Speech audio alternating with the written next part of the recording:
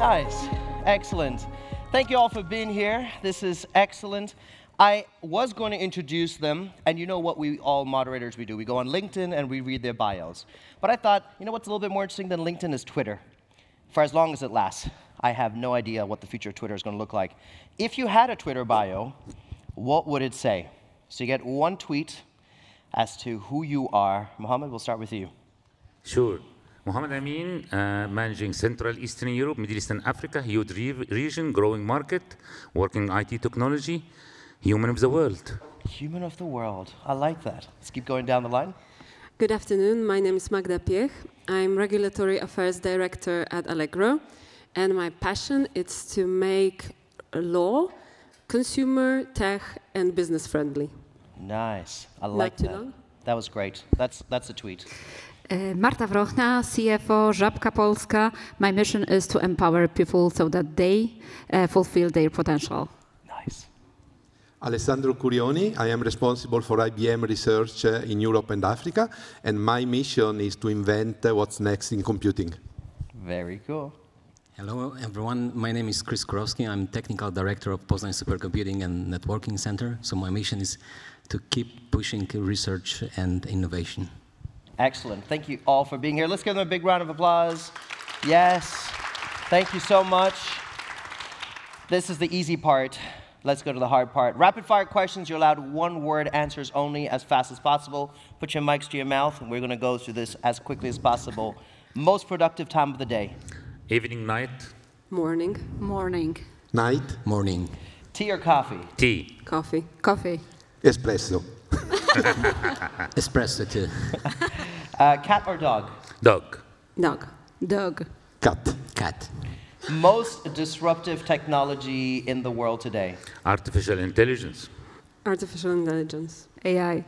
Quantum computing. Quantum computing too. If you were to consider a role model when it comes to innovation, disruption, but also the leader of a company, right, a large mega company, who would you refer to? Either the company or the leader?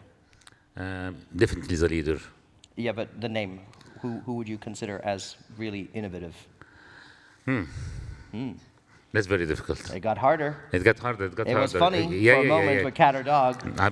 Yeah. I think Dell technology is very innovative. So. Dell? Yeah. I wonder why you say that. I'm very surprised about that myself. Surprise answer. Okay, Dell? Yeah. Allegro. Okay. I would say Gallup, John Clifton. Nice. Elon Musk. Okay. Elon Musk too. Okay. It's interesting how much his name keeps coming up at events like this. Let's talk about technology or talent. What is more important if you had to invest all your company's budget into one thing, either technology or talent, and you cannot say both, Alessandro. I know you will say both. Okay. I know I'm going to say the wrong answer from my position, but I would say talent. Talent? Talent. Talent. Talent. Talent. Okay, last question, and I'll give you a sentence. What do you think is the greatest challenge in the world today, either personal or professional? We got deep real fast. What do you think is the #1 challenge? If you could dedicate your life to solving one thing, what would it be? Definitely, I would say, actually, the global economy, and definitely this will lead to the world peace. So I would say world peace and global economy is the main challenge for all of us as a human today. Okay, Mohammed. Thank you. Magda? I would say finding a balance between innovation and risk-taking and protecting people and values. Nice. I like that answer. For me, it is shortage. Shortage of water, of food, but also shortage of talent. Okay. For me is to find the right way for sustainable growth and inclusion. Nice. Inclusion. There are many challenges, but I would say climate change. Okay. Martha, I want to have a philosophical debate with you on stage right now about, do we live in a world of finite or infinite shortages or abundance? But we don't have time for that. We're going to be talking about the new economy and what's next and what we can do. So with that, let's start our conversation. You're allowed more than one sentence at this point.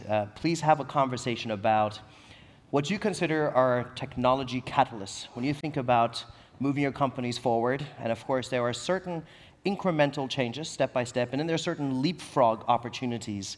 What are some of those catalysts that you think are bringing your company forward fast? And if it's not within your company, what is something that you're observing that you think, gotta keep my finger on this? This is a real catalyst when it comes to technology. Yeah, I may be repetitive probably, but it will be generative AI. Based on the Goldman Sachs report, you might have read it.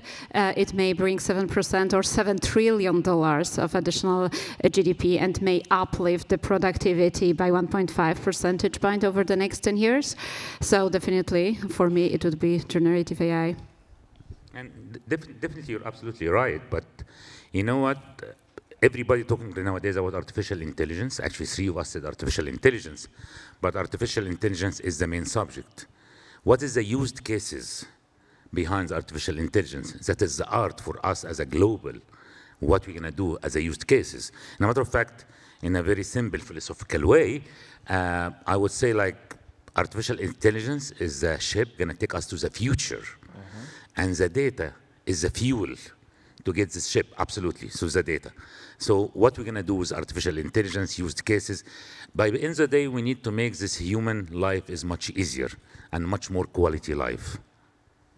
So maybe I can add one thing on the technology side and one thing, you know, on the way we work, okay? On the technology side, what you said, it's make a lot of sense. On the other end, everything we are discussing is based on a form of computing that is more than 60 years old, yeah, that has evolved in time. And now we do have quantum computing jumping here in, becoming real, with real roadmaps. And that is not, you know, an evolution. It's really a big transformation.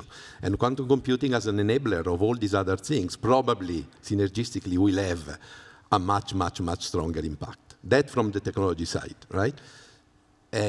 From the way we do things, I do believe that open in general, yeah, we started with open software, but now we have open collaboration, open innovation, is really one of the game changers of our world and our economy. We cannot develop a new technology, for example, like quantum computing alone. You need to collaborate. You need to have an ecosystem, partners to push this thing through. So I do think that open with a big O is going to be the big enabler for the next decades. So I can add that it's not only about quantum computing, it's more about quantum technologies, which will include quantum computing, quantum communication, quantum sensors, so completely new way of processing data, securing, you know, communication channels, and maybe completely new ways for solving challenging problems that we haven't, you know, solved yet. So these kind of disruptive technologies are happening now, especially from research lab perspective. We have been observing how quickly, you know, those technologies have been evolving over the last few years. So we're gonna really enter exciting, you know, period of completely new paradigms for computing, for communication, for security. So maybe to add from a bit more retail perspective and to build what you said, Mohammed, about use cases, as Allegro online platform, we also see very practical impact of implementing AI or machine learning in the, across the platform. The main mission of AI is to facilitate the transactions, and when you between seller and buyer. And when you talk about the scale at which Allegro operates, with 140,000 sellers, over 300 million offers, and 14 million buyers, then you really understand that to improve certain processes and to help users navigate through the scale, you really need, AI can really help you. And it starts from searching the product, buying, payment, delivery, post-service, post-sale product, where we see that AI at the very practical level for us as an online platform, but also for our merchants, can bring huge incentives, whether it's on search engine, whether it's on recommendation or shortening the time of waiting by a consumer at customer care. So I think, of course, there are big challenges, but talking from a perspective of Polish and European player, and also Polish SMEs, I think this is the technology that will bring results across the economy. That's very interesting. And maybe another example is the unmanned, autonomous, frictionless store, which we launched and developed together with our partners and displayed in the beginning of this year in New York City. I think that this technology, when you do not need the cashier to make your shopping, this may change the way how the retail works. And this is primarily AI-based, with the using of vision cameras, which can recognize how you move within the store, what products you select, and then you use the cloud computing to collect your data for the analysis, and you can really provide the outstanding shopping experience for the customer. Oh, I like that. I don't think I've heard that before. Chris, you want to say something? Yeah, I mean, I would like to add maybe one more thing. It's not only about scenarios for online services. I would like also to see more and more dynamic data-driven cyber-physical systems, starting from, I don't know, autonomous robots in your garden, autonomous vehicles, up to the autonomous factories.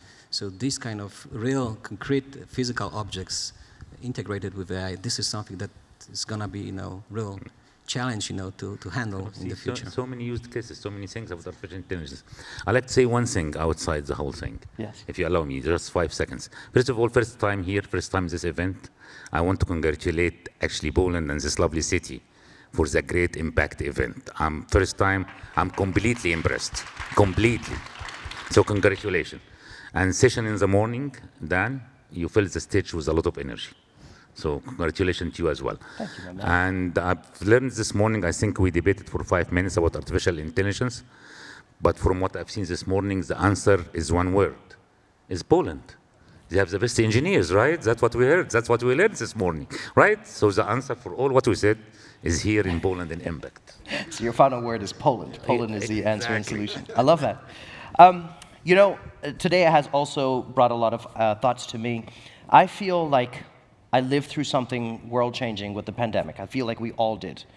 But I am not the only one that's feeling things in the undercurrents right now. India, my country, just became the most populous nation in the whole world. There's some very interesting things with the demographics of India. Incredibly young country, lots of talent, lots of education. What does that do to the global economy as they all come of age?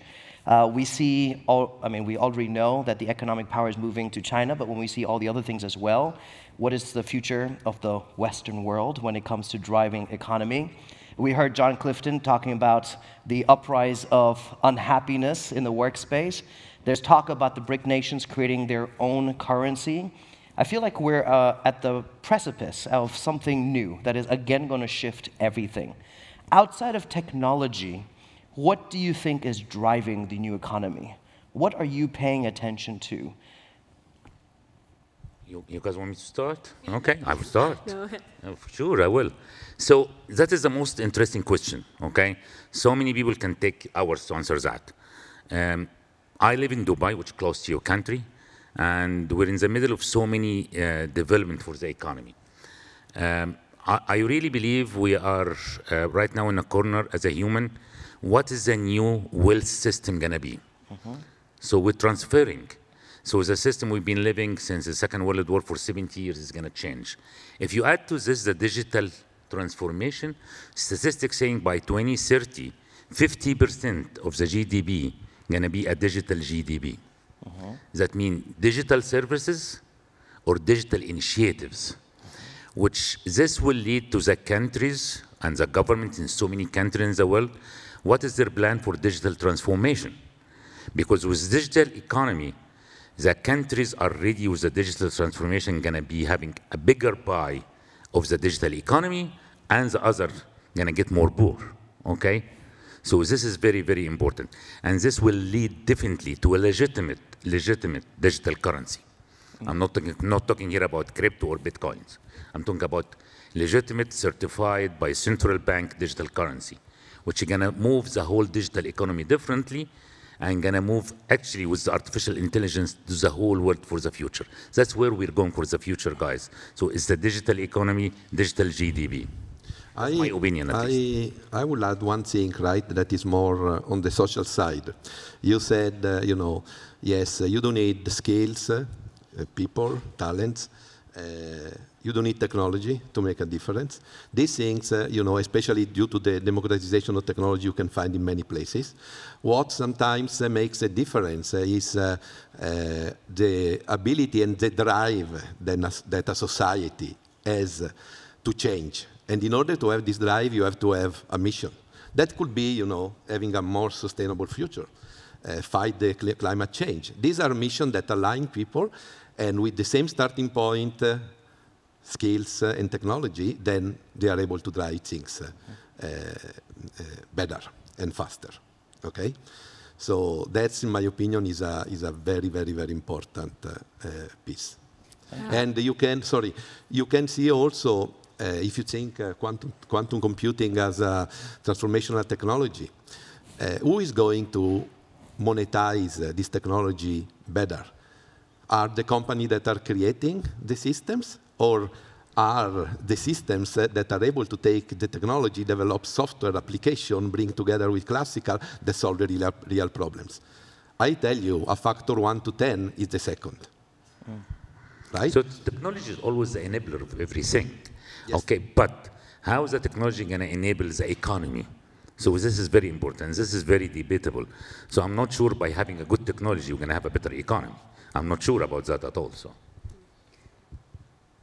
So for me, the important thing is our people. So you said about that about the vision which you need to provide, and the same is, I think, for the companies. So we need to learn how we should use the technology to really bring value. And it is important, of course, to invest in the IT technology, in the infrastructure, in the well-managed data platform. But we need to invest in the skill of people, and we need to create the culture which assumes the readiness for change, which provides the growing mindset, which assumes that people want to develop, they want to change, they want to possess new skills, and that the managers are able to listen to them and value the contribution of the people.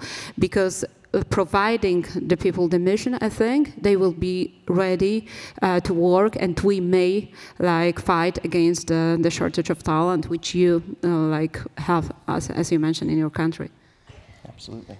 So I would add one dimension.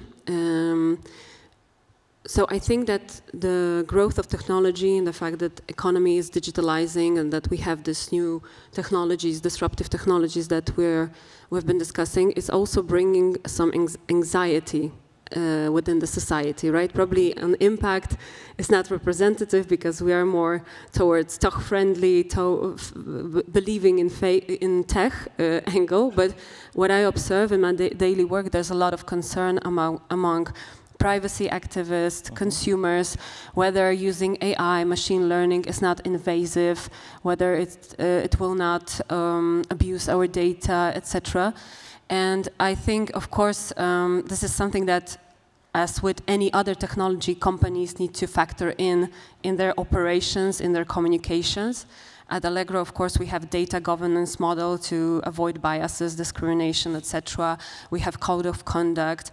We have a function that is dedicated to protection. But this is something that companies can do. But on top of that, and to answer directly a question, what is impacting actually digital economy, I would say regulations, because the answer among public debate or politicians or lawmakers is, how do you solve this? How do you address that? Is through regulation. Right. And I think that will impact digital economy in the following years, as this cycle of the European Commission will close. In 2 years, digital economy will be regulated. We need to face that. So, of course, we don't know how this regulation will work in practice, whether it will reach the objective, how it will impact how we innovate, at what pace, how competitive we are. But I think that's something worth emphasizing, that in 2 to 3 years we will be living in a different digital economy. Completely. Chris, you get the last word. Yeah, we are living, super fast. So I would like to see, that we should slow down a little bit, and look around, and think also about the ethical issues aspects. Yeah. These, things are getting, more important, especially in the AI development stage. It's very good points. All of these are great points. In fact, we could probably have a panel conversation on each topic that was just brought up right now. But as always, way too little time and so much that we could be discussing. Can we give it up for these wonderful panelists? Thank you so much for joining us here on the Impact stage. I appreciate it. Oh, I elevate you.